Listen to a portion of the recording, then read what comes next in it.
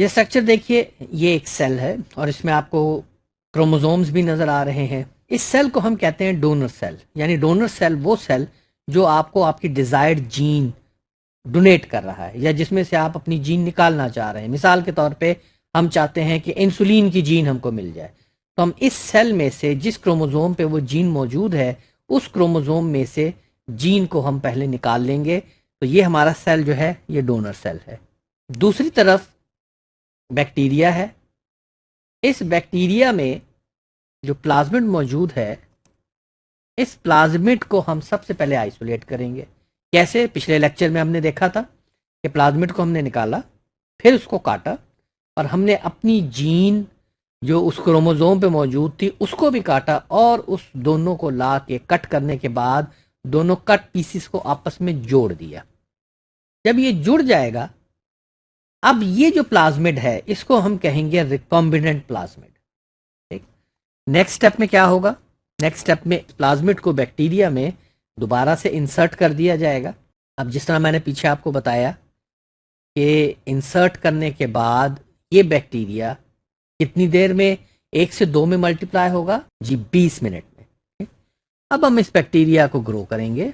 आप इस एनिमेशन में देख रहे हैं कि ये बैक्टीरिया 20 मिनट में 1 से 2 में कन्वर्ट हो गया और जब मजीद 20 मिनट गुजरेंगे तो 4 से 8 में कन्वर्ट हो जाएगा। और ये देखिए, इसमें से जो आपकी डिजायर्ड प्रोटीन है वो इसमें से निकल रही है। यानी जो जीन आपने इंसर्ट की थी वो सेल में गई, उसने अपना काम किया और प्रोटीन बनानी शुरू कर दी। हम इसको देखते हैं कि ये इंसुलिन की जीन है। तो अगर ये इंसुलिन की जीन है और इंसुलिन कौन बना रहा है? इंसुलिन हमारा पैनक्रियाज बना रहा है। लेकिन हमने क्या किया कि पैनक्रियाज में से उस जीन को निकाला, उसको प्लाज्मिड में डाला, डाल के बैक्टीरिया में इंसर्ट कर दिया और 24 घंटे के बाद जब लाखों की तादाद में बैक्टीरिया प्रोड्यूस हो गए तो फिर उन लाखों की तादाद में बैक्टीरिया ने इंसुलिन बनानी शुरू कर दी।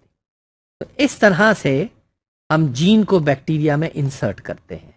ये तो हमने देखा खाली इंसुलिन का। तो क्या साइंटिस्ट सिर्फ इंसुलिन बना रहे हैं? नहीं, अब तो ये एक बहुत बड़ी फील्ड बन चुकी है जिसने इस बायोटेक्नोलॉजी की फील्ड ने इतनी ज़्यादा तरक्की कर ली है और कर रही है कि अब वो तमाम चीज़ें, वो मेडिसिन, वो हार्मोन्स, वो प्रोटीन्स जो इंसानों को मुख्तलिफ बीमारियों से बचा सकती हैं, अब उन्हें बैक्टीरिया के ज़रिए बनाया जा रहा है।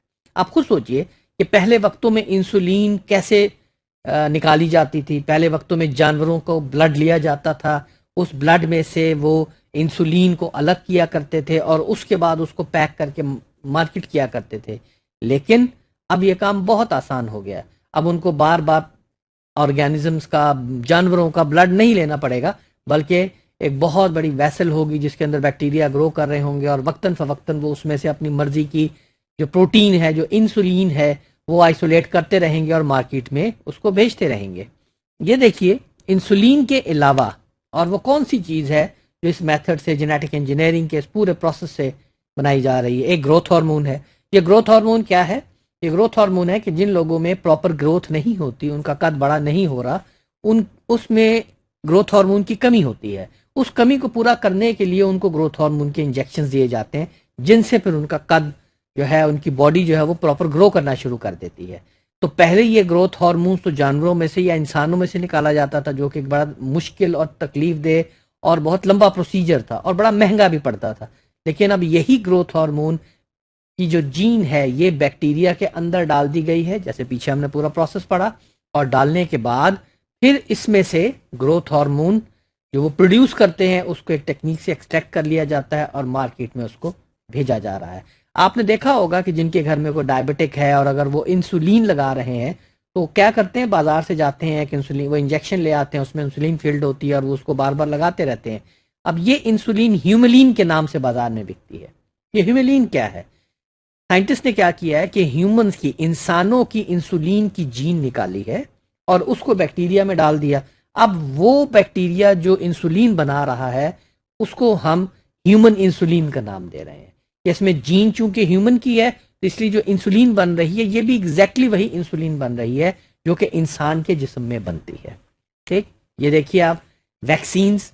ये वैक्सीन्स क्या है? आप सब लोगों में वैक्सीनेशन करवाई होगी बचपन में।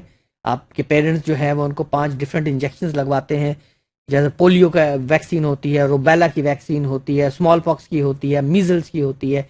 ये तमाम वैक्सीन वैसे तो जो बैक्टीरिया और माइक्रो ऑर्गेनिजम्स हैं उनके ज़रिए बनाई जाती थी, उनको किल करके, एक पूरी उसका एक मेथड है, उस पूरी एक उसकी टेक्निक है, आगे लेक्चर में भी आ जाएगी बात। लेकिन अब वो क्या कर रहे हैं साइंटिस्ट कि वो चीज़ जो उनको चाहिए है बॉडी में इंजेक्ट करने के लिए, वो प्रोटीन जिससे कि हमारी बॉडी इम्यून होती है, उस चीज़ को, उस प्रोटीन को या उसकी जीन को निकाल के बैक्टीरिया में डाल दिया, और बैक्टीरिया वो प्रोटीन या वैक्सीन ने, उस बैक्टीरिया ने उस वैक्सीन को बनाना शुरू कर दिया। तो अब आपको वो खतरनाक बैक्टीरिया या वायरसेस से आपको काम नहीं लेना पड़ेगा, बल्कि डायरेक्टली जेनेटिक इंजीनियरिंग के थ्रू आपने वैक्सीन बनानी शुरू कर दी।